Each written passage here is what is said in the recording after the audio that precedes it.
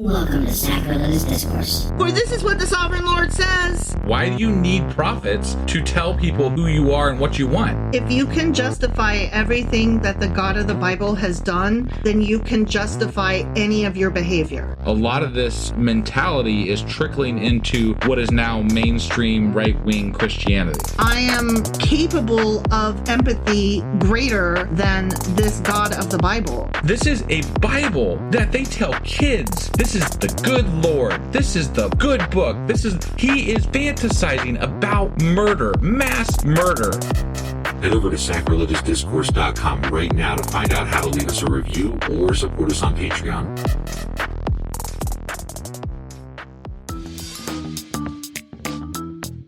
Hey there, sinners and saints. It's your favorite Bible-bashing duo from Sacrilegious Discourse, and we need your help. That's right, folks. We're raising funds for some heavenly equipment and a studio that doesn't sound like it's in the depths of hell. Our current setup, let's just say it's more apocalypse than audiophile. So if you want to hear us dissect the Bible without the background noise of demonic squirrels, chip in a few bucks. We're aiming for $5,000 to upgrade our audio and build a studio worthy of blasphemous banter. Donate today and help us spread the good word of atheism. You can find a link right on our homepage, sacrilegiousdiscourse.com. Every dollar counts. Even if it's from your collection plate. Husband! Wife! Do you know what we're doing today? Well, we are doing a special episode, I believe. It's so special. It's so special. It's special. Yeah. You want to know all about it? I do. Special. What are we going over? I thought we would find out what Christian mysticism is because somebody said that in my presence one time and I tucked it away as a, what the fuck is that? Yeah. And then I never heard it again and I never thought about it again until this morning. And then it just popped in your head? Because I needed a subject for this. And I was like, oh shit. And then I shuffled through my file cabinet in my head and I was like, yeah, Christian mysticism. What is that anyways? And now we're going to find out. Sure as fuck are. All right, let's do this. Okie dokie.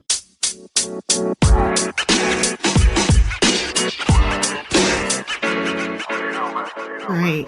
Now that husband has his shit together and has stopped laughing and is under control, That was okay. we can get busy and get started on this very special message about Christian mysticism. But before you start, yeah, I do want to say that we're live on our Discord tonight, Tuesday, 10 p.m. Eastern. Oh, yeah. You can be there too. You should, Just honestly. You head over to Discord and join us. You know? I mean, it's I was easy. a half hour late to it, but husband was right on time, y'all. I was. Yeah. Yeah. So you should do that. You should. Yeah. So anyway, go ahead. Christian mysticism. Oh my God, I can't say the fucking words. Christian mysticism. Gorillas in the mist. No. Christian mysticism. It sounds like it should be like Christian mission, right? Is that what it should? Yeah. Because that rhymes Maybe. better. Right. Okay, so do you know what it is? Have you ever heard of it? Anything about it? I'm putting you on the spot. Go. I'm assuming that it's like a mixture between like New Age bullshit and Christian. I mean, I think so. Like, that was my impression. So it's a spiritual tradition within Christianity that emphasizes direct personal experiences of God. And it's often described as a union or intimate communion with the divine, like capital D divine. Okay. Like not the person divine, but like divinity. Yeah. You know, Yeah. that transcends. There you go. There's your keyword. Yeah. Yep. Mm-hmm. Woo woo. We got some woo woo. It transcends ordinary understanding. Okay. Now, while Christianity as a whole teaches about God through scripture, tradition, and community and church-tastic pews and things like that. Right. Mystics often seek something deeper. Okay. All right. So deep, baby. Yeah. Deeper.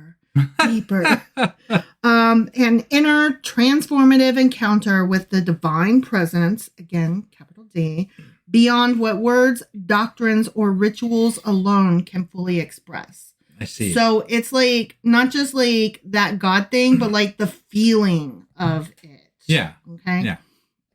So the core elements of Christian mysticism, and there's 5 of them, okay? Okay. Okay, number 1 is a union with God. Mystics strive for a direct experiential connection with God, sometimes described as the unitive life, theosis, which is becoming one with God, or even spiritual marriage. Yeah. Okay. Okay. Mm-hmm. So that's union with God. Okay. Sure. Number 2, inner journey. The path usually involves practices like contemplation, silence, solitude, fasting, and prayer, meditation, that kind of thing. Sure. Especially contemplative or centering prayer with a focus on inner transformation. Okay. Okay. Okay, that's number 2, inner journey. Union with God, inner journey. Sure. Number 3 is love as the central. Okay. Love for God and others is central to this. Got it. Okay. Yeah. Many mystics write of being consumed by love or experiencing God's presence as overwhelming compassion or light. Okay. Okay. Mm-hmm. Number 4 is ineffability. This one made me laugh because, ineffable plan. Yeah. That's a throwback to, what's it called? The show we watched? The show we watched. What's it called? Good Omens. Yeah, that one. Yeah. Such a good show, y'all. I mean, fuck Neil Gaiman, but such a good show. Right. And you should watch it. The end. Probably don't fuck Neil Gaiman, actually. No, actually, yes. Do not. He nasty. All right. Anyway, number 4 is ineffability. Mystical experiences are often described as beyond words, full of paradox, or best expressed through poetry, metaphor, or apophatic language, which is talking about what God is not. Okay. Okay. Yeah. So, ineffability. God is not real. Sure. God is not here. I'm right there with you. God is not seen. Yeah. Mhm. I can talk about what God is not. Yeah. Ineffability. Right. Yeah. Yeah. Okay. Number 5 is the stages of the mystical path. And these often include purgation, illumination, and union. Okay. Yeah. Purgation is cleansing the soul of sin and attachments. So purging. Okay. Illumination, which is receiving insights or light from God. And then union is mystical oneness or communion with the divine. Okay. Okay. So those are the core elements of it. Okay? Got it. Sounds really Hooey. Yeah. Yeah. So there are a lot of notable Christian mystics throughout history. Oh, Okay. This is not just like a modern phenomenon. Got it. Okay. Okay. Teresa of Ávila, and we will talk more about her in a minute. Mm-hmm. She described the interior castle of the soul and the stages toward divine union. Okay. Okay. Then there's John of the Cross. I don't know which cross, and I don't know why he is of it. Sure. But that's what he is referred to as. Right. He wrote about the, quote, dark night of the soul, which is a stage of spiritual dryness before deeper union with God. So like you're like, I don't feel close to God. And then you have the dark night of the soul because it's the worst ever. What's the thing that they always say, like, Christianity kind of preys on you at your lowest? Yeah. Yeah. Right? And then, yeah. So you're at your lowest, and then you have a dark night of the soul. And then all of a sudden you feel it, and it's wonderful. You feel anything that is not that dark place you were in. That's what you're feeling. No, I agree with you. Yeah. Meister Eckhart, which we will talk about him some more in a bit too. Okay. Is a medieval German Dominican who taught that the divine spark is within the soul. Which that's something that, like, that whole namaste thing is like the divine in me sees the divine in you. Like, you know how people that do yoga, they always tell each other, namaste. Sure. Yeah. It's recognizing, like, God within us to each other or whatever. Okay. So that's a lot of similarity there. Yeah. Then there's Julian of Norwich, and he had visions of God's love and famously said, all shall be well. Are you familiar with that phrase? All shall be well, and all manner of things shall be well, is how that phrase goes. Got it. It's a very famous quote. I'm sure you're right. So anyway, then there's Thomas Merton, and we will talk about him in a bit too. He's a 20th century Trappist monk who blended traditional Christian mysticism with insights from Eastern spirituality. And I know you're totally fucking surprised because it sounds like Eastern religion, doesn't it? Yeah, I mean, yeah. Yeah. Mysticism isn't a separate religion, though. It's more like a layer or dimension of Christianity that can be found across denominations, Catholic, Orthodox, or Protestant. Okay. All right. And so my question was, is it controversial? Because it sounds kind of controversial. Like, it sounds kind of like trying to talk my mom, a Baptist, into doing yoga, but she can't because yoga is like, Buddhist or whatever. And she's like, no, I would burn in hell if I did that. And I'm too close to Jesus. I don't know. I think that, like, there's a lot of people that I talk to that are Christian that have a lot of these sentiments about God, right? Because they're not really a lot of the people that I talk to are not your church-going Christian types that are always they just have this feeling. I think that they call themselves Christian, but what they actually are is spiritual. Right, which is in line with a lot of this. It's just not maybe focused or exact within the, like, I'm not really sure what, like, there's not Christian mysticism churches, are there? It's just like an idea that kind of fans out in society at some level. Is that kind of what I'm gathering here? Yeah. Okay. Pretty much. Yeah, it is sometimes controversial, though.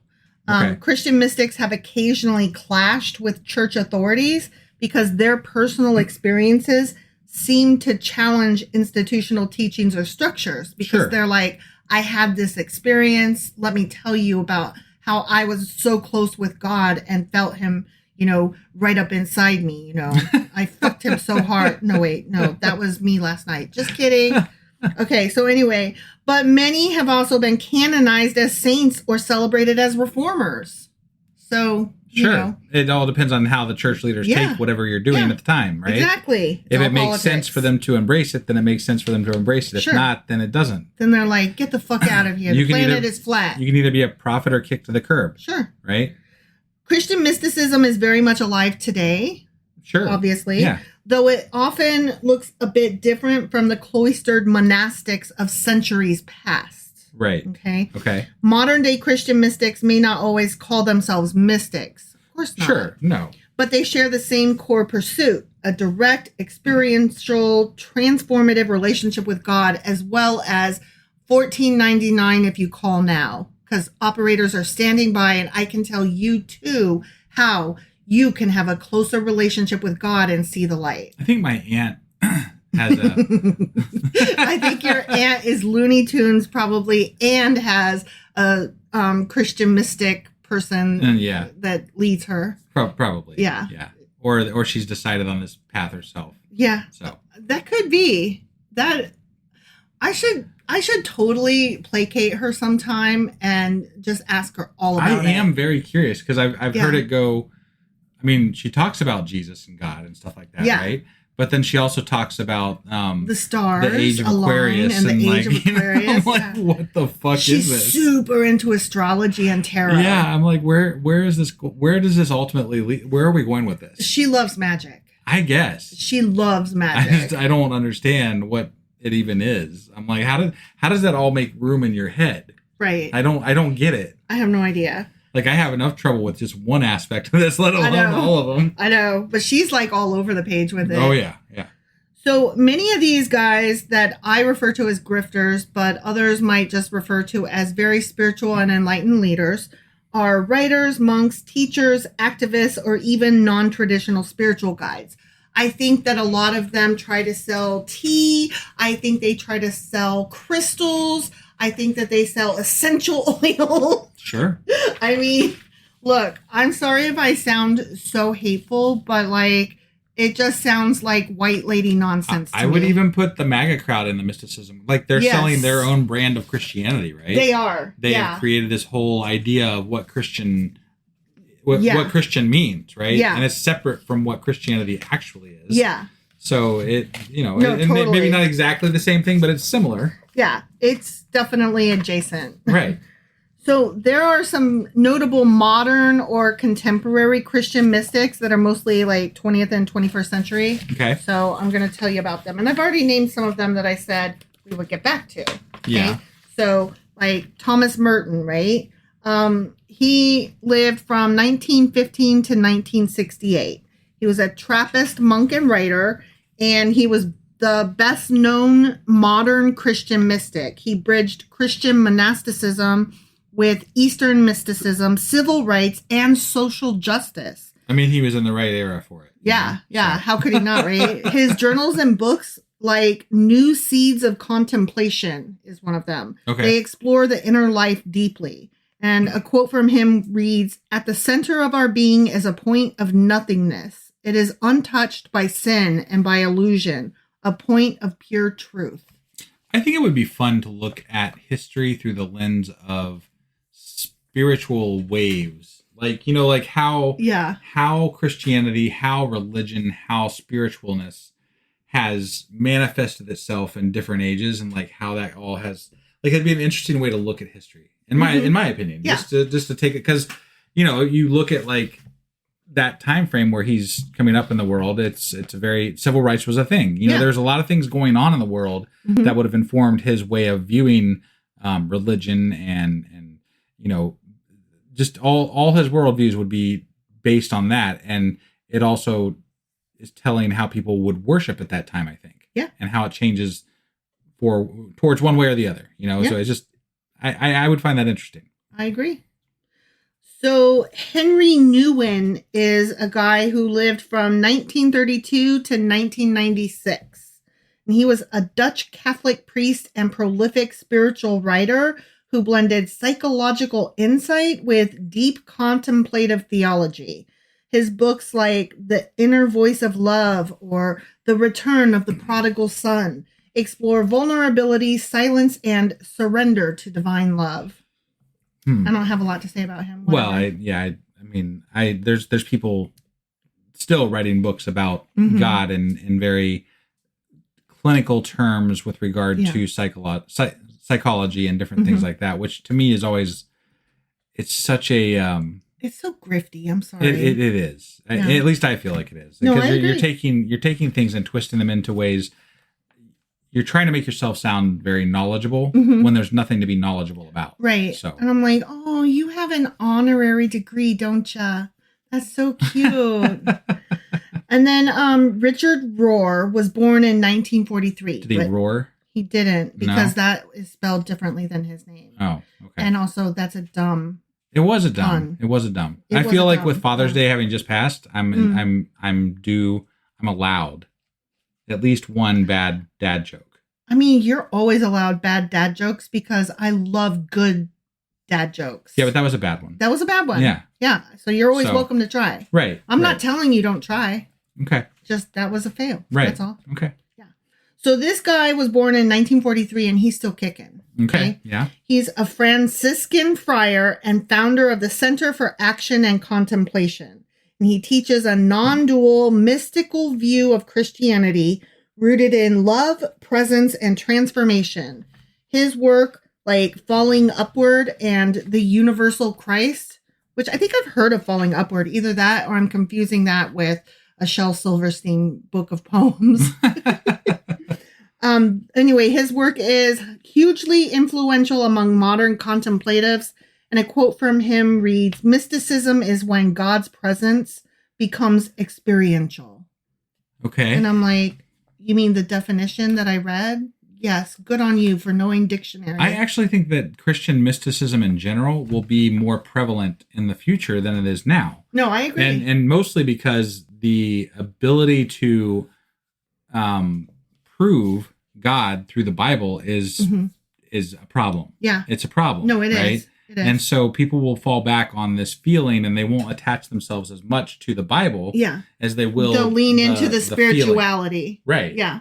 Like if I see Christianity going anywhere, it's into this realm of just a feeling, a sense of what Christianity is. Which is fine. I have no beef with that. Spirituality in and of itself, I think, is a beautiful thing because it lets a person like feel connected either to other people or to the universe as a whole or what the fuck ever. And it lets them feel like they're part of something bigger than themselves. And as long as it doesn't connect you to Kool-Aid, I think we're okay. no, yeah, totally. But I mean, for the most part, from what I've seen, it usually is people that are just looking for ways to live a happy, calm, peaceful life. Right. And to find community with others and to find ways to do good things for each other in their community. I mean, sure. To me, that's great. That's the essence of spirituality to me. And I don't have beef with that, you know? As long as it doesn't infringe on my, rights and it's something you do in your own personal life, I have no problem with, but most they're people's not the religion, ones that are up in, the Supreme Court, like taking away Roe v. Wade, right? Exactly. So that's why I can afford to not have beef with them. Right. Okay, so the next bitch I'm going to name is Cynthia Bourgeault. And yeah, I was totally sexist just then. And I just referred to this woman as a bitch. And like it just came out of my mouth with like no forethought.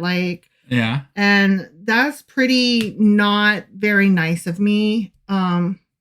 I'm gonna own that. I'm gonna own that.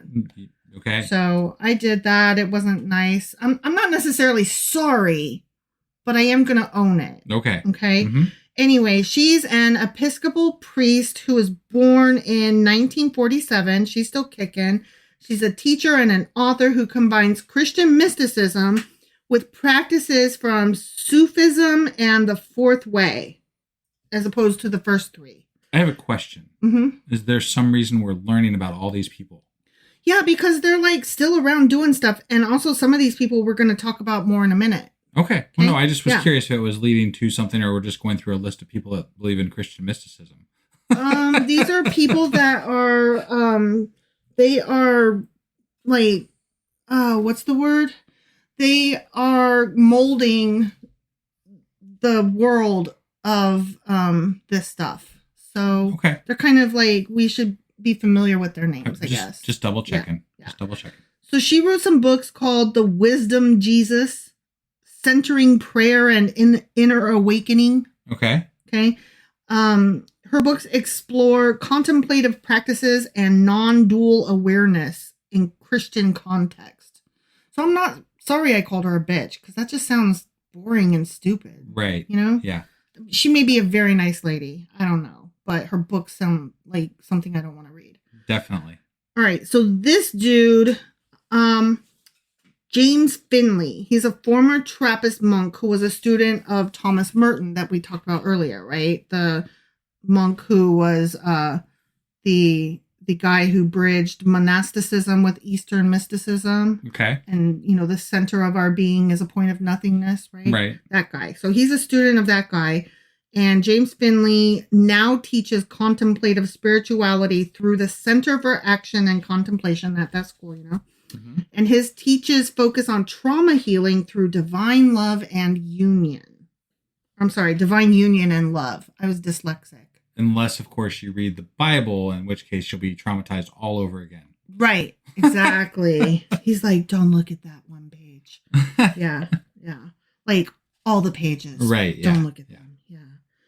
All right. So this chick, Mirabai Starr, because it's 2 R's. Okay. All right. Yeah. Though not exclusively Christian, she writes powerfully about Christian mystics like Teresa of Ávila, which we talked about, and John of the Cross.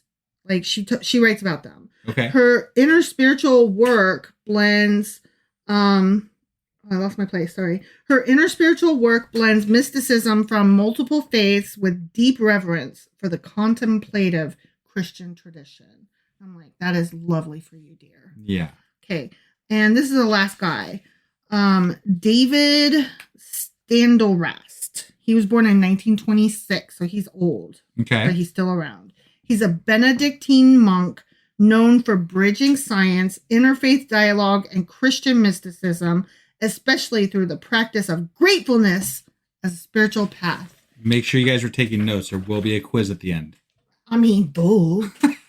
Like, she probably has gratitude journals all over her house. Look, I have to stop here and say, I want to be a person who can do a gratitude journal because I'm such a pessimistic cunt that it would really probably help me. But the problem that I have with them is that my gratitude journals, when I start writing like a gratitude entry, it always just turns into a list of things I like. I like Afghans. I'm grateful for them. I like markers. I'm grateful for them. I like the sun. I'm grateful for the sun. What if you just stopped at one thing you were grateful for and then used it as a prompt to write something else? But, like, that's what I want to do, though, is write a list of all the things I'm grateful for, right? But then the next day, I'm like, I already said all the things. No, I'm saying instead of writing a list of things you're grateful for, why don't you pick the thing you're most grateful for that day, use it as a prompt to then expand on that idea as a writing, not necessarily about that thing, but like just as a way to take that idea and make it into something different. Okay, so like you're saying, like I would say, for example, I'm grateful for the sun the most today. Sure. And now I'm going to be a second grader who writes why I'm grateful for the sun. Yeah. I don't want to. That sounds so fucking boring. As long as you just, I mean, if you don't want to, then you don't want to. I'm just trying to give you a different take. No, I hear you, but what I'm telling you, this is why I cannot do gratitude journals, because I'm trash at it, because I don't want to write about why I'm grateful for the shit that I like. I'm grateful for the shit that I like because I like it and it's in my house and I like it, except for the sun is not in my house. It's in the sky. That's, yeah. But I'm just saying, like, I like these things a lot and I'm grateful for them. The end. I'm grateful for my husband. I ain't got to tell you why. It's because he's whatever, cool or whatever, you know, like I'm grateful. Like, I guess I just don't understand gratitude because I am a person who is always looking for like the small pleasures. And so I already take those small moments. Like, you know, when that squirrel was on our fucking back porch, he was sitting on a rail. Yeah. And actually I sent this picture to you, Morgana. It looked like he was kissing, it looked like the squirrel was kissing the rail. And Morgana is in our Discord, just for the record. Yeah. Oh yeah. Sorry. Hi. And look, sometimes I forget that we're recording because I'm just like, I'm telling you this from my heart. Okay. Okay. Yeah. So, what was I saying? Small pleasures, squirrel, kissing a rail, right? Yeah. And so, like, I don't know how to take a moment out of my life to be like, today I saw a squirrel kissing a rail. It was so cute, and I'm grateful for it. Like, I don't know how to do that. You could write a story about a squirrel that ends up kissing a rail. I don't want to. I want to write a story about zombies eating people's faces off. And meanwhile, one of the zombies could look over and there's a squirrel kissing a rail. You still took the idea, but you just wrote about zombies instead. I feel like that is not correct. I feel like that is not how that works. Well, I'm just trying to throw out ideas. You can write about whatever the fuck you want. You just got to throw in that prompt, somewhere so that you can hit the prompt. I don't have to, and I'm not going to. That's fine. I didn't say you had to. Look, here's the thing. I don't like gratitude journals. I just don't. I want to write something else. I don't want to write about that. All right. Everybody notate. Wife does not like gratitude journals. For myself. For the test. For myself. Make sure for the test. Right. You make sure you notate that. I think they are lovely. And like, I know people who write something they're grateful for every day, or like before they go to bed, they write 3 things they're grateful for. And I love that for them. Like, they keep a practice of it and it keeps them happy and grounded or what the fuck ever. And I think that's great. It's just not for me. Yeah. It's not for me. Okay? Yeah. That's all. I got it. I don't know why I got off on that, but I needed to say it real bad. Apparently. Yeah. Every Thanksgiving, like, I see all on Facebook and stuff, people like doing the every day of November, write something you're grateful for. And I'm like, the same shit I was grateful for last year when this fucking challenge came around. The only thing I know about November is like No Shave November for guys or something. Yeah. And I'm like, that's like every fucking month for me. Yeah. I skip shaving at least once or twice a week. No, you're supposed to not shave for the entire month. I know. Not skip it for a couple days and then shave. And I think it's supposed to be for like cancer awareness, like prostate cancer or something like that. I don't know. I don't know either. There's a fucking holiday every day of the year, so I mean, there's like 10 holidays every day of the year. So it's true. Yeah. It's true. All right. Today's probably like Black Tarp Day or something. Black what? Or Black Tarp Day, or like what's a black tarp? Like, you know, a tarp. Oh, okay. Or like, you know, a lamp day or something. I don't know. Okay. Yeah. I see. So the way that people might practice Christian mysticism, but not gratitude. We're not talking about gratitude. Right. Christian mysticism. Yes. Modern mystics may not live in deserts or monasteries. They don't, you know, because... You checked all the deserts and the monasteries? I mean, because we've got plenty, like, right here in America that are just, like, selling essential oils and so they may live there. leaves. We just don't know of any. Right. Off the top of That's our what I'm head. saying. Okay. So even if they don't live in those places, though, they often practice centering prayer, lectio divina, which I'm going to get into. I'm so excited about that. Solitude and silence, embracing paradox and mystery, and radical love and justice as spiritual disciplines. They emphasize God as present here and now, often speaking to people disillusioned with dogma, but still hungry for the sacred. So again, they're spiritual, but not Christian. They're like, less Christ, more love. They're like... less throwing babies against walls and, you know... Right.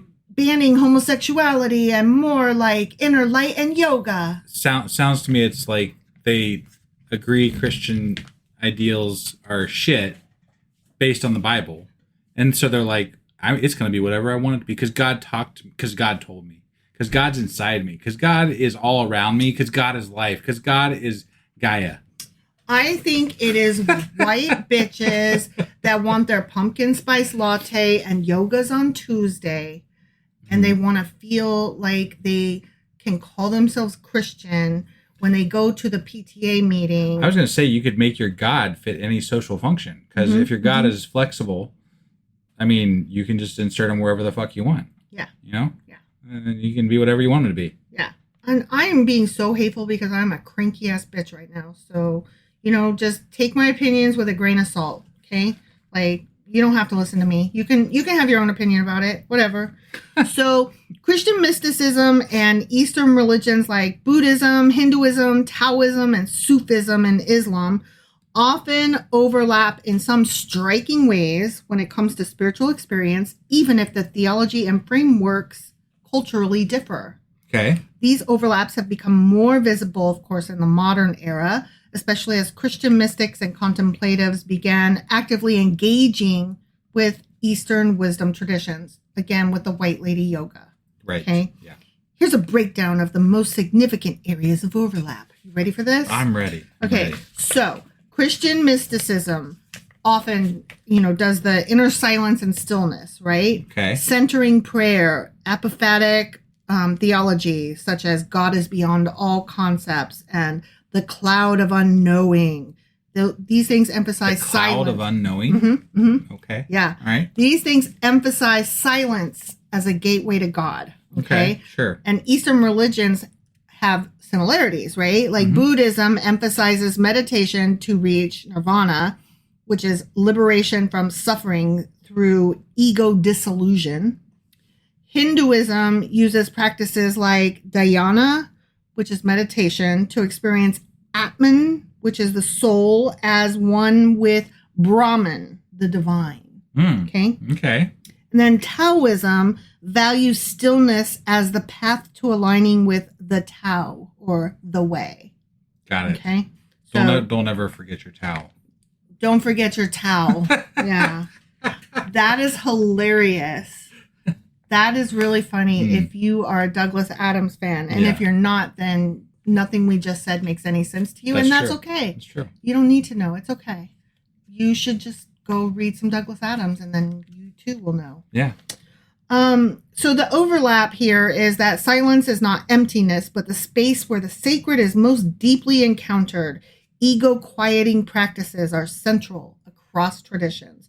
And what I found most interesting about this is that literally right now, the therapist that I'm working with is trying to get me to figure out ways to make my brain STFU. And so she is having me do things like meditate and read and like listen to soft music and chillax and like stuff like that. Because again, silence is not emptiness. It's the space where the sacred is most deeply encountered. But she's like, maybe if you can make your brain shut the fuck up for 2 minutes, then we can talk about mindfulness. And then we can also talk about, some of the other therapy that we want to get to eventually. Right. And I've been seeing her for a few weeks now and I'm still working on it. Anyways, I just thought like literally a therapy act is like something like this is psychology. And yet now I'm reading about it as a practice in Eastern religions and Christian mysticism. Sure. And that's funny to me. Well, I mean, yeah. These are practices that have been around for thousands of years, right? Yeah. And there is some merit to, the self-healing, the self-thought, the self-reflection type aspect to these things. But it doesn't make them, a communication with a god. No. It doesn't make them something that is reaching out to the divine. It's just something that helps you center your own thoughts. It's something that helps you. And if you're inclined to believe in a god, then it can make sense to direct those thoughts, those meditations and things that direction. But it doesn't have to be that direction. It doesn't have to be anything other than something for yourself, But that's a whole other conversation. So well, I think that's why I'm like, I think that's why I'm so irritated with all this, because like a lot of this is minus all the magic woo-woo Jesus-y divine stuff. A lot of this is stuff that I'm supposed to be like working on right now with myself and with my therapist. Yeah. And I think that's why I'm like bulking at this. Like, I don't want to do a gratitude journal. Fuck off.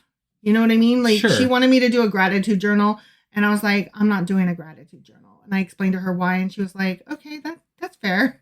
And I was like, I'm a writer. I can write all day. Like, I don't want to write about my fucking Afghan that my mom made me. Like, my mom made me a fucking Afghan. I love Afghans. The end. Like, that's not a story to me. And it doesn't, like, evoke any kind of feelings. But you know what? If I write you some of my thoughts, I could write, like, 10 pages about my thoughts. Yeah. And nobody wants to read that shit. Right. So did you ask her? Well, I would get more to the heart of the purpose and the like, is there any other way to channel what she wants you to do within a writing exercise, or is it just that she wants you to focus on gratitude? Well, she actually gave me some other prompts that I can use. Okay. And what we're working on currently is self-compassion, which Fern will be glad that I am working on that, because Fern does not like it when Fern from our Discord group does not like it when I am mean to myself and I say mean things to myself. Right. So, we're working on that. And that would be better than like gratitude. Like, I call myself a potato head, and she said, well, at least you're not referring to yourself as a stupid bitch anymore. Which I did call myself a bitch in this podcast, but not a stupid one. There we go. Progress, right? Yeah. So, okay. Anyway, moving on. The next one is union with the divine, ultimate reality. Okay. So with Christian mysticism, the goal is a union with God, or theosis, which, we talked about, often described as being absorbed into divine love. Okay. And Eastern religions have a similar thing. Hinduism, in Hinduism, moksha means liberation through realizing that one's soul, again, Atman, is not separate from Brahman. Okay? They're the same. Okay. In Buddhism, while non-theistic, the concept of anatta, or no self, and sunyata, emptiness, dissolves the ego self, allowing unity with all existence. That was too many words, and I'm like, okay. Got it. That's fine. That's good. Right. Good. I'm good. I'm happy for whatever that does. That for was them. Buddhism. Good. If it's good, then Yes. I'm glad it's good. Yeah. Sufism, which is Islamic mysticism, seeks fauna or ego dissolution to merge with the beloved, which is God. Okay. Okay. Yeah. So there's like a lot of this union stuff happening. Yeah. That's another overlap. A sense of loss of ego or self and merging with a greater wholeness is described across all of these traditions. Okay. Okay. Yeah. So another similarity with Eastern religions is non-dual thinking. Okay. Now for Christian mysticism, especially in modern mystics like Richard Rohr. I'm sorry, what? Richard Rohr. You want to say it? Rohr. Okay, yeah, yeah. Or Meister Eckhart, which I said we would talk about him. Yeah. God is seen not as quote unquote out there, but within. And the divine is present in all things. This challenges strict binaries like sacred or profane or God versus human. Okay. You know what I mean?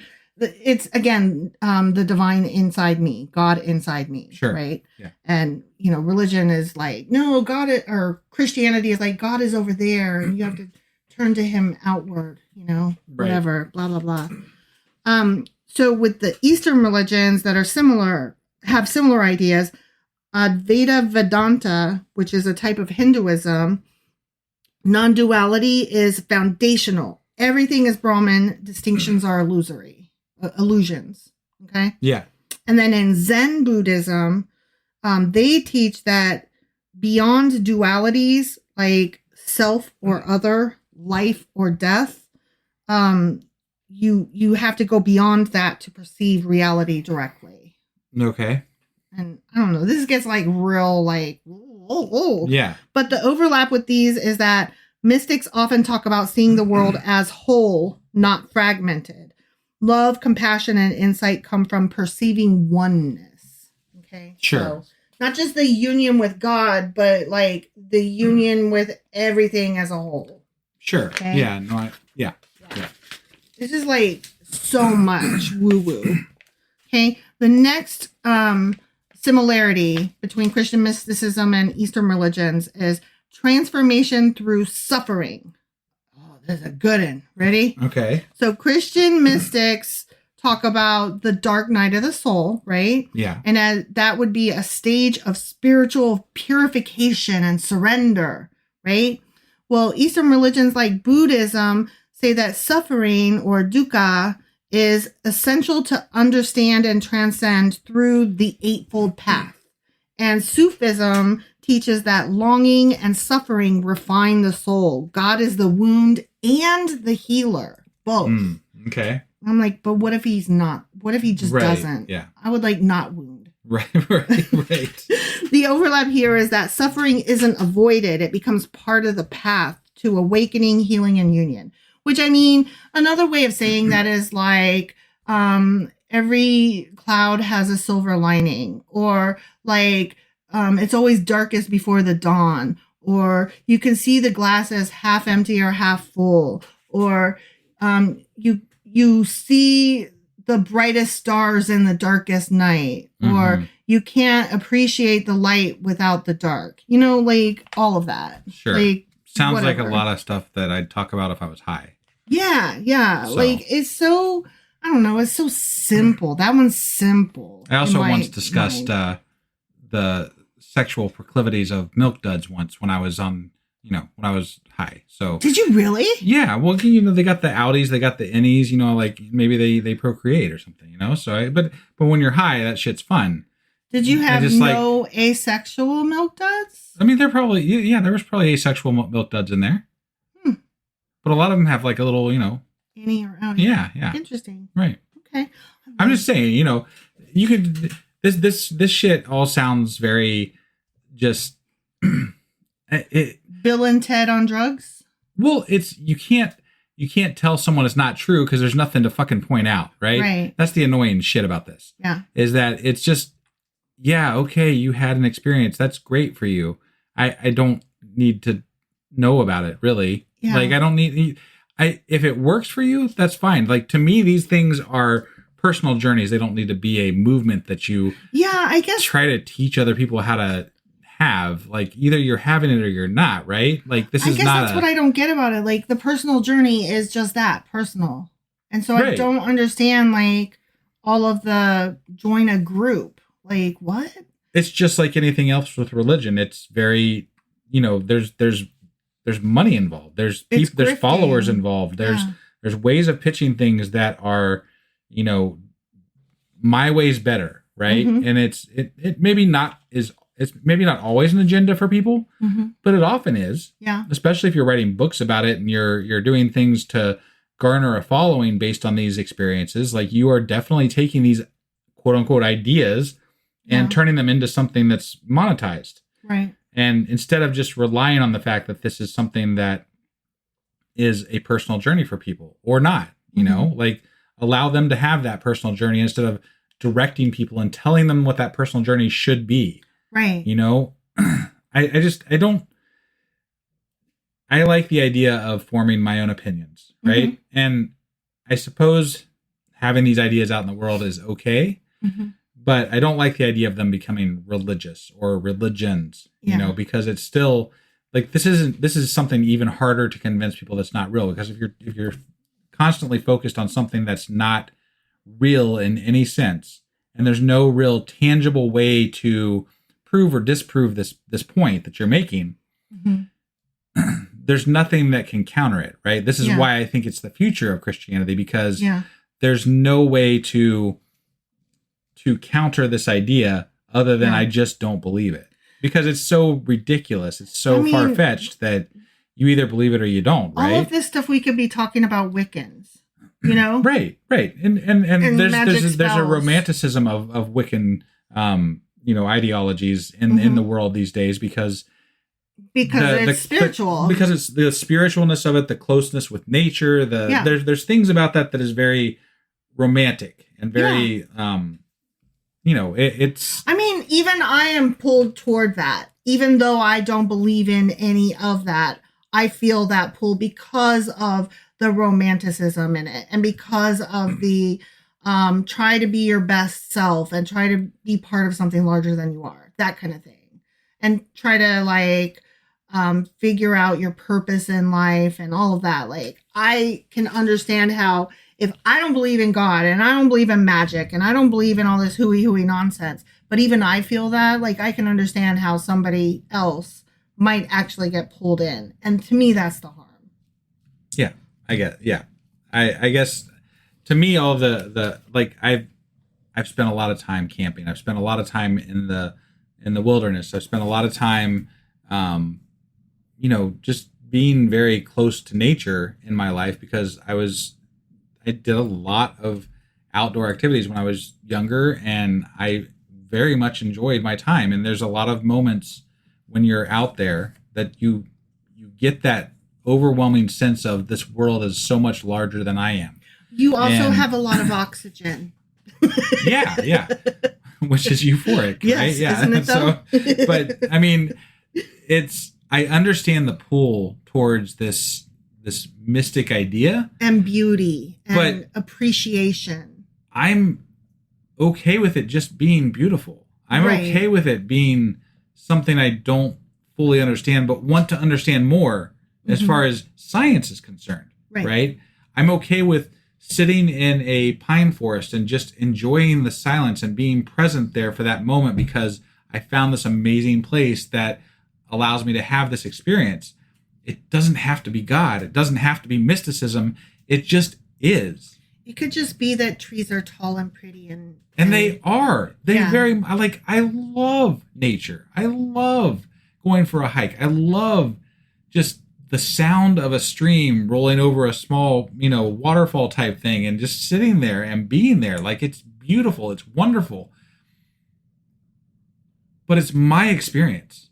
It's my moment to be there with nature, which doesn't need anything more than that. It's my experience. You don't need essential oils, and you don't need to go to yoga. No, right? I don't. Yeah. I don't. Exactly. So going back to this, sorry. Another similarity between Christian mysticism and Eastern religions is a direct experience over doctrine. Okay. Okay. So one is as opposed to the other. Yeah. Okay. So Christian mysticism experience often precedes or transcends belief. Like a quote might be, "You may not understand it, but you can be transformed by it." Right? Yeah. Yeah. A lot of Eastern religions emphasize praxis, the doing, over mere belief. And so you'll see that in like meditation, yoga, chanting, that kind of thing. Sure. Like the practice. Well, and again, I don't have problems with these practices, right? Mm-hmm. I think they do have value. Mm-hmm. But when we start getting into the mystic side of these things, that's where I have the issue with it. Well, like, for instance, let me just talk about here for a moment, since I am in therapy. Sure. Let me just talk about meditation, yoga, and chanting, right? Like, these are all things that we have usurped from Eastern religions, right? Right. But with regard to, like, meditation. Yeah. Okay. I had a motherfucking headache from hell the other day. And I had just taken a lot of medication and I didn't want to take more Tylenol and stuff on top of it. Right. And I had had a lot of alcohol the day before. So, like, I just wanted to just lay down and chillax. Right. So I put on like a thing that my therapist had sent me to try that was like guided meditation or whatever. And the voice was like this, and she was very calm, and it was very lovely. And sometimes there was like bong in the background, right? Right. And so like I lit a candle that smelled good. Like I was on purpose doing very soothing, calming things intentionally to make my body relax, to try to make the headache go away, right? Yeah. And so I engaged in meditation. It was not a spiritual experience. It was a relaxing experience. And I was finally able to relax enough that my headache eventually went away. And that was not magic. That was just, science. Yeah. My body chillaxed. Right. It was good. I kind of want to equate a lot of these practices that people do to something that, as a group, like we did similar things when I was younger. Look, I did drugs. Okay. You But, were like, a druggie. I was, yeah. I know. No, I mean, I did a lot of different shit when I was younger. I experimented. Okay. It's a Yeah. thing. But You were all defensive about it. Like, God, okay, I did drugs. Fuck, man. I mean, I got no problem with it, You did drugs and I did sex.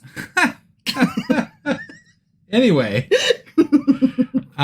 so I equate a lot of these things to like the preparation that goes into prepping to take drugs.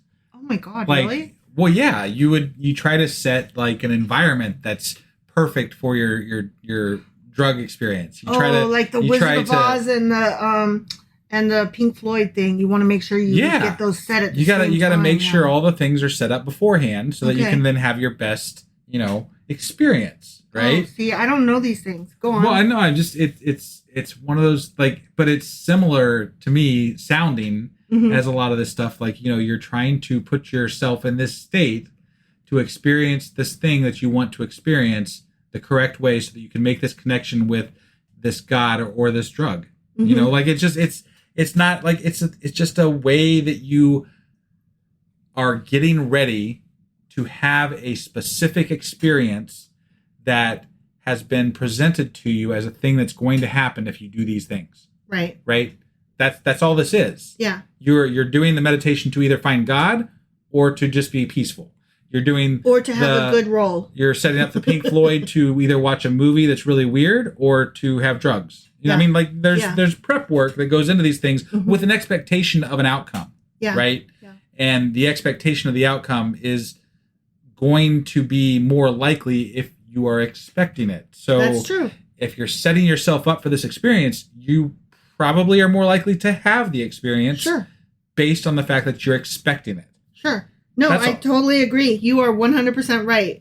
So, I said that with regard to my therapy stuff, though, Yeah. like, I said meditation, yoga, and chanting. So I talked about the meditation. Let me tell you about the yoga. Like, Sure. What is yoga if you take all the religion hoo-hoo out of it? It's fucking breathing exercises and stretching real good. Yeah. That's all it is, right? That's all I thought it was for years when I was younger in the 80s when it was like a fad. Yeah. You know, my mom was doing it. And like, I learned to stand on my head when I was younger because of yoga. Yeah. And I had no idea it had anything to do with like spiritualness or gods or whatever the fuck it was. Yeah. So there's a chick on YouTube, Adrienne. Yoga. No. She's really awesome. Okay. No, she is not. It was yoga No. Adrian, you know. She is not a boxer. I mean, maybe she is. I don't know, but she is not like him. Okay. Anyway, Adrienne Yoga YouTube. Sure. And like she has all these different like 30-day yoga challenges or whatever, and it's all free. And like I have followed her and done her challenges before. Like I wish I would do them more because I mean, when I'm stretching, I feel better because, you know, science. It gets the blood flowing. It gets things, you know, the right things are happening and in your body. And it makes you, know? have more balance. It makes you more flexible. Sure. Like, who doesn't want to be more flexible? Come on now. Right. Not only do spiritual advisors recommend exercise, doctors do because it's good for you. Right. Exactly. Okay. Now, this is the one that some people might balk at. So hear me out. We did meditation. We did yoga. Now, let me tell you about the chanting. Okay? Okay. Yeah, I know. Hooey, right? So, positive affirmations are a thing, and I hate them. Okay? All right. Because if I look at myself in the mirror and I say something like, you're beautiful, you're beautiful, you're beautiful, I don't like believe that might come true. But let me tell you a thing, though. I do have what I call some personal commandments, which are rules for myself. One of which is like happiness is a choice, so pick it and get there. Meaning, I know I struggle with depression, so it's on me to figure out, do I need medication? Do I need therapy? Do I need to tell my husband, I can't get out of bed today, help me? Right. Like, what it's on me to figure out, even if it just means like, nope, today I'm sleeping. Right. Like, but acknowledging it, right? Sure. So, okay, that is not, those are rules that I have. Those are not chanting or affirmations, though. Okay, but I do have a thing that I have recently started doing when I freak the fuck out. Mm-hmm. And it is telling myself out loud, I'm okay. I'm okay. This is going to be okay. Everything is okay. And one might say that is chanting. Sure. And what I'm doing is self-soothing because I panic a lot and I have anxiety. Right. And what I'm trying to do actually is just breathe. Saying words outside like exercises a different part of your brain than just thinking. And it makes you like pay attention to yourself. And so am I chanting? I don't know. But it's awfully darn close, you know? Sure. But again, not necessarily spiritual. That's my point. You know? That's my point. I'm doing the meditation. I'm doing the yoga. I'm doing the chanting. Right. I don't believe in God or, you know, any of the magical things. Right. They're ways to trick your brain into doing the things that you want it to do. Right. Mm-hmm. That's all this is. Yeah. And there's nothing more to it. There's nothing less to it. And you can trick yourself into believing things that aren't real. Mm-hmm. But why would you want to do that? Right. Like, that's not, you're just trying to, in your case, calm yourself down. Yeah. Or, you know, whatever the case may be, which is oftentimes what people are using mysticism for. Mm-hmm. The same reasons. They're just invoking more to that experience. Right. They're attaching more to that experience. Mm-hmm. So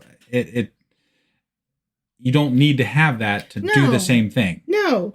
And like when I went to the No Kings protest on Saturday, I was worried that I was either going to bump into somebody that I didn't want to bump into or that I was going to freak out in the crowd. So this is so stupid.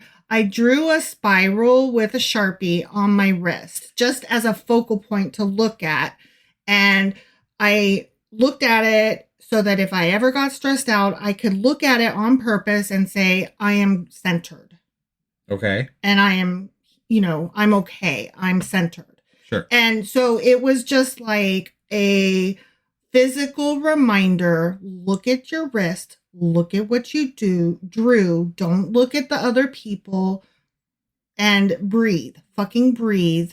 Right. Be centered. Be in yourself. You know what I mean? It's not magic. It's psychology. Right. Yeah. Like, that's all it is. And I knew that. And so that's why I did it. Right. So I don't know. It annoys me that these psychology practices, are sold and packaged as fucking magic. Yeah. And it's bullshit. And I hate it. I think that's why I'm so cranky about this shit. Yeah. But anyway, the overlap between the Christian mysticism and the Eastern religions here is firsthand experience of the sacred is more trusted than secondhand information or theological systems. And I'm like, yeah, okay, whatever you say. Right. Okay. Some examples of interreligious you know what? I'm not going to read that. That's boring. We're going to skip that. Like, I've already gone overly long, so at this point, I can afford to be picky. Yeah. Right. Yeah. So here's what atheists can take away from this. Okay. Because I was like, I need less magic and more atheist in this. Right. I know it took me a while to get here. So, inner experience over external authority. Christian mysticism emphasizes direct experience over creeds, hierarchies, or dogma. That's a huge departure from most of institutional religion. For atheists, this shift from believe these facts about God to explore your inner experience of love, awe, or presence may feel less like manipulation and more like introspection, which, okay, sure. But you don't have to go have your palm read at the same time. You know what I mean? Like, right. Like, I don't know. It feels like a fine walk between like, well, I dropped the Jesus and then I walked into the witch store. No, absolutely. And Like, then a lot of people don't fully pull away from a God. They stop at the spiritual side of things. Which, right? Again, if that is your thing and it brings you joy, that's fine. Just I wish that people would be aware and know what they're doing and know why they're doing it. I think witch stores are fun. I think it's fun stuff. Yeah. You know, I would never take it seriously. I cannot. And I guess I wonder what would make a person choose that magical great power God or that great power. I think we've talked about this before, that a lot of the draw towards gods and mysticism and these feelings of something greater than yourself is mostly wrapped up in things like our fear of death, right? So when you are leaving your God, your Christian God, and you're like, this bullshit isn't real, right? Sure. But then you come across something that is more natural, like Wiccan, right? And you're tied to the earth and the things around you. It feels powerful. It feels like you're connected still to something, and it allows you to feel like you're not finite in your life. Like your life is not just going to end and then that's it, right? There's more of a purpose. You go on to be part of this greater entity of the natural world, and you live on. So it helps alleviate some of that fear of death, I think. And I'm sure there's a lot more to it than that, but to me, that fear of death has always been one of the biggest aspects of what drives a lot of the religious ideology out there. Yeah. Including the Wiccan ideas and things like that as well. So. Well, I see the fear of death, but I also wonder if it's not just the need still while you're living to be part of something, to matter and to matter to others and to matter to something somewhere. Well, yeah. And I think that's another thing that scares people about being an atheist is that there's no real community, right? And at the very least, there is, but it's very hard to find. It's probably easier to find a Wiccan group than it is to find an atheist group. I was just thinking that, yeah. So, I mean, that aspect of it as well, you're not ditching community entirely if you decide to stick with something, right? And you can find groups that get together and meet for these reasons and do these things as a group, and you still have that community built into that, practice or whatever. So right. Like, I was thinking about that today when we were at my parents' house, right? And you were telling them that you're going from this job to that job. And when they asked why, and you had to explain that, like, how do we explain the answer without getting into politics, right? Like, the politics are not good. And so this thing that I was doing at this job doesn't work anymore. Like, your stupid politics broke the fucking world. So I cannot do this job anymore. right. Like, how do you say that, And like, I forgot where I was going with that. I was wondering where we were going with that myself. It had to do with religion, but I just don't remember why. Got it. Yeah. Okay. I don't know. Maybe being able to just like keep it to your damn self and feeling like you're part of something, part of a group, blah blah blah. Anyway. Yeah, whatever. We'll move along there because I don't know. Yeah, I don't remember, but it felt relevant at the time. I'm sure it did. And I'm still annoyed over it, honestly. Because like when you can't even say why you're switching a job, like honestly, that is stupid. I feel like that was just on your mind and just spilled out. Probably, but no, it felt relevant at the time though. Okay. I promise. Right. So okay, yeah. The other point is that mystics often use symbolic or poetic language, and God isn't always treated as a sky daddy or a cosmic judge, but instead as love, light, silence, ground of being, or source. Yeah. And so, again, much harder to nail down on any type of ideology that you can examine and or contradict. It's just it's mysticism. It's and that's the why hooey it's called, like, and that's why people that are deconstructing, or maybe not atheists so much as like agnostics or like atheist adjacent people, can often appreciate this type of language as a metaphor for human experience, and so they can find it more acceptable. You know what I mean? Obviously, it's much more digestible than Christianity. Right. I mean, a lot of this stuff resonates even when stripped of supernatural assumptions. You take the magic out, but it still feels good. Because some of it's actually real. Yeah. Meditation is real. As I said. These things are real. Yeah. They just don't have to be attached to anything. Right. That's like the meditation, yoga, and chanting that I discussed for myself that I do, but not as meditation, yoga, and chanting. Right. But that's where the confusion comes in. Like, right. That's why it's hard to separate this, because there literally is no doctrine to contradict, and you're attaching it to things that actually do work for mental states, for calmness, for different aspects of your physical being. And so when they work, if somebody has told you to attach this idea to it, you're going to attach that idea to it. If you're in the mood to agree to let there be a higher power, right? If you are willing to accept that, and you see that this meditation or this exercise or this whatever has worked for you, it opens your mind to accepting that as a spiritual experience as opposed to just a physical experience. It's so funny that you can't just be like, yeah, totally, relaxation is relaxing. Go figure. Right? Or like, yeah, stretching is like, yeah, my body gets stretchy. You can cool. You can absolutely. I think that the people that are spiritual can absolutely even separate those two things, and they make space in their heads for both of them. Because I bet I would imagine they can go for a walk without attaching it to their spiritualness and say that was relaxing.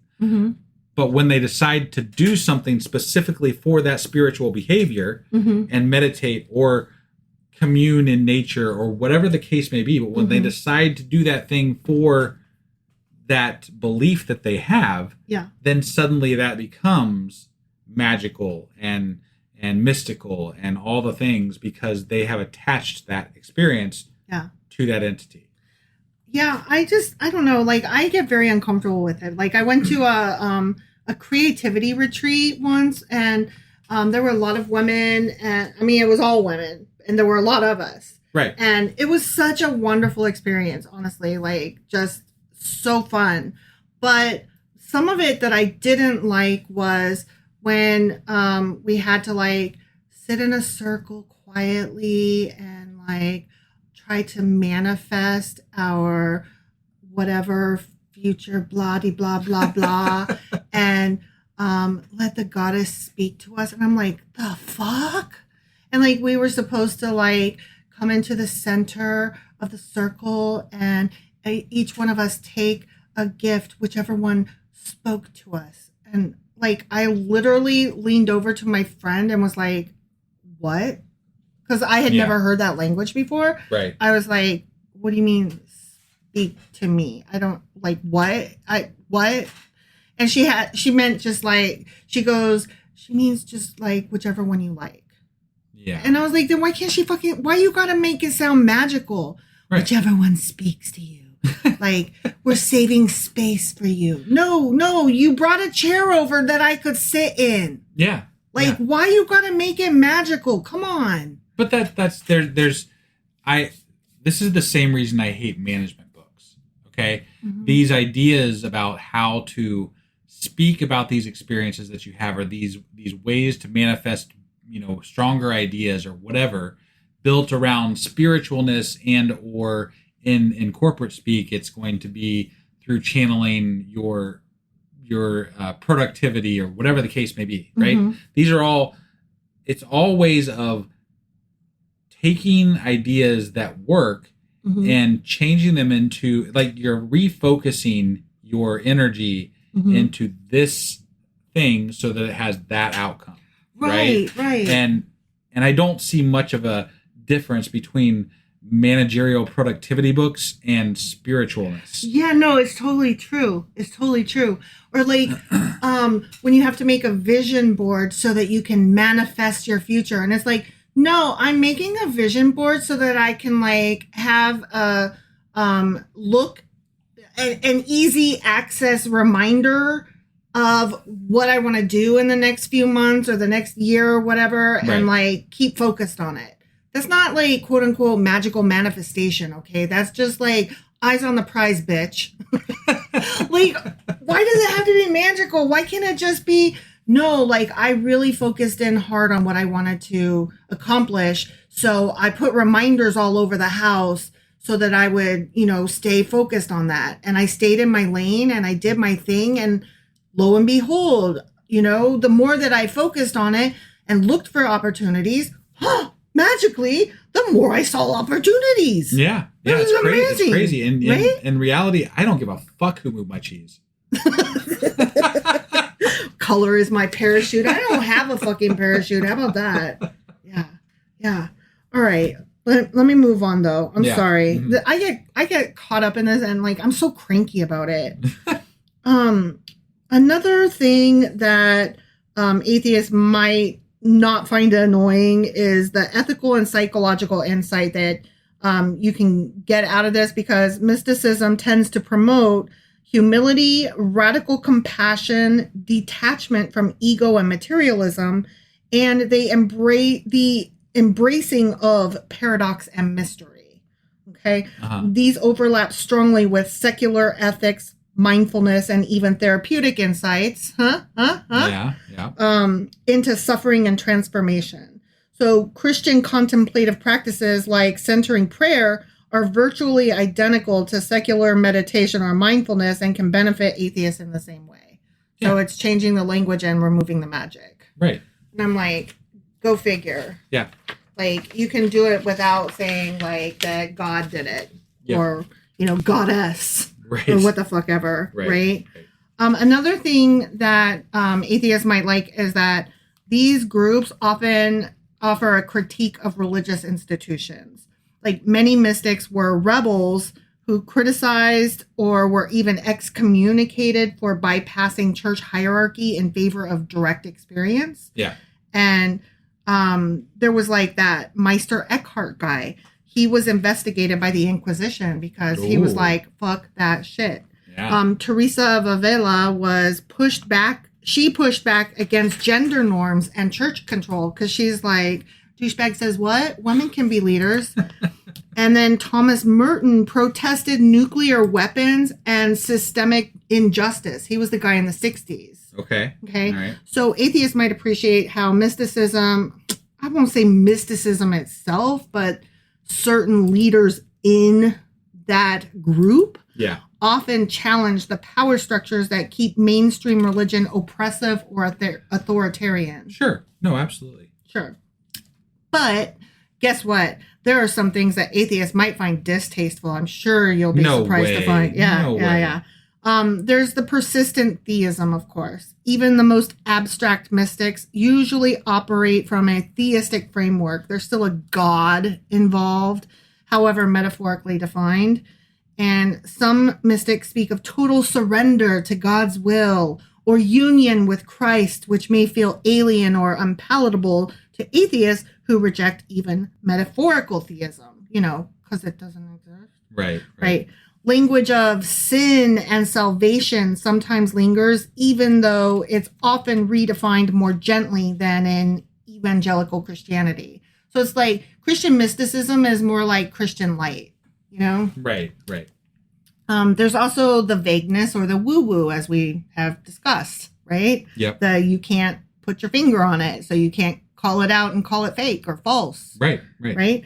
The language of mysticism can sound vague, flowery, or even manipulative or, sales team.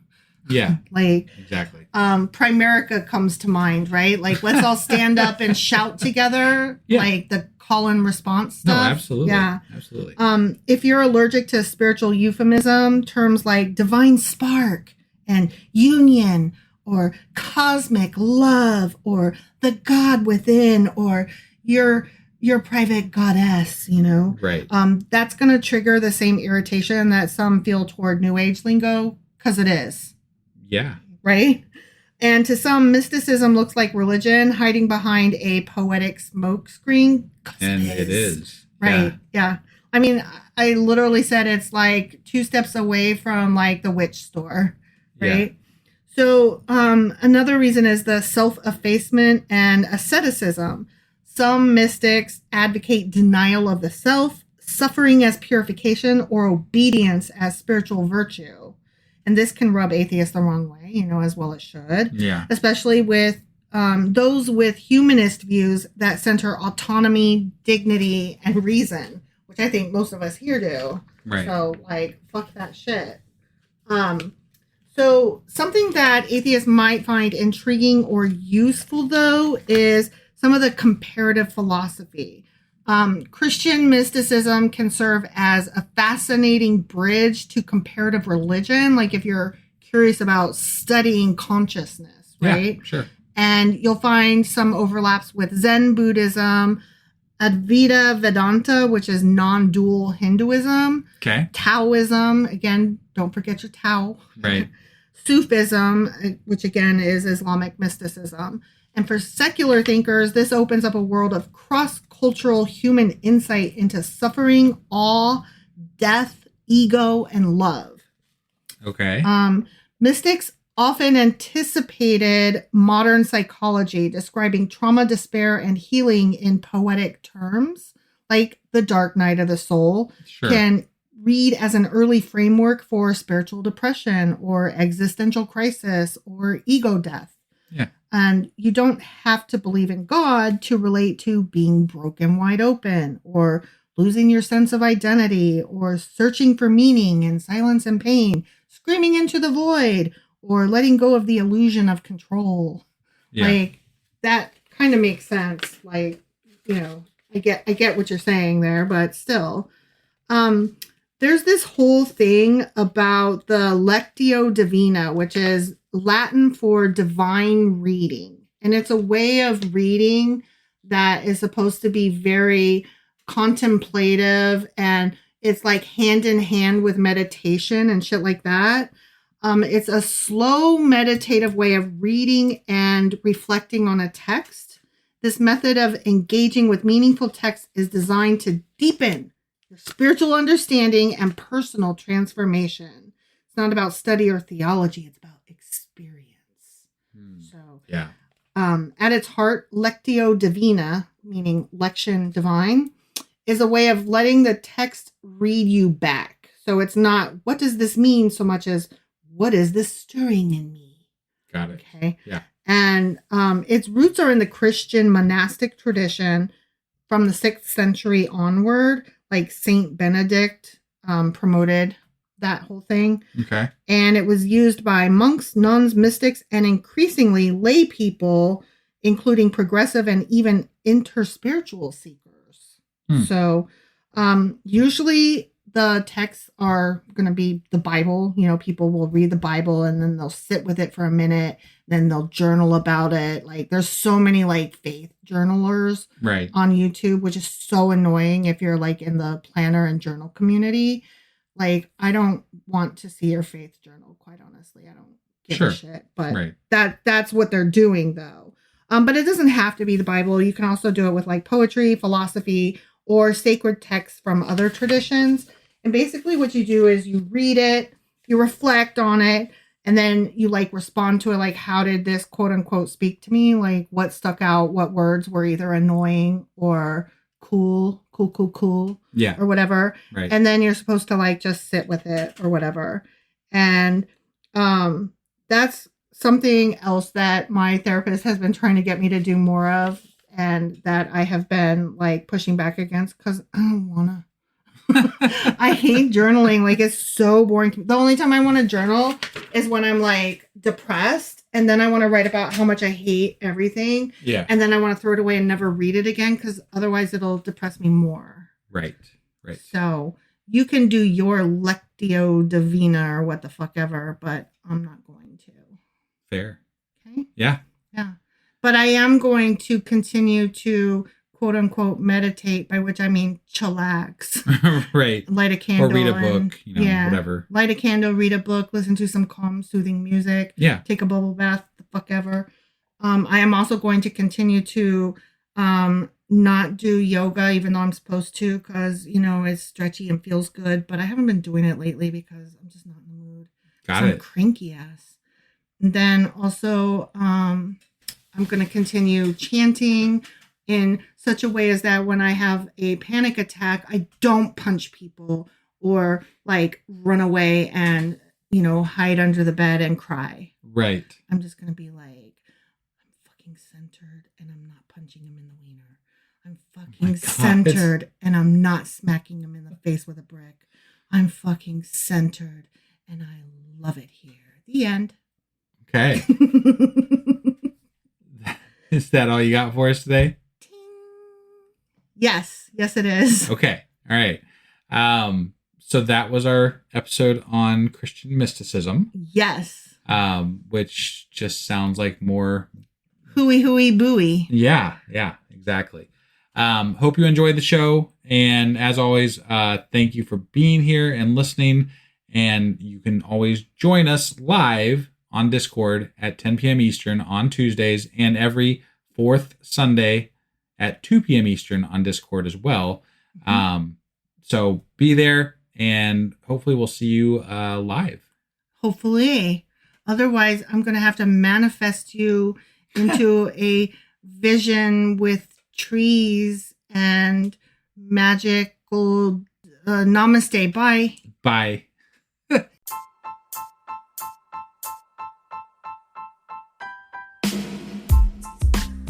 Hey, wife, I guess that's the end? But husband, that's just sad. It doesn't have to be. We are on lots of social media platforms like Twitter.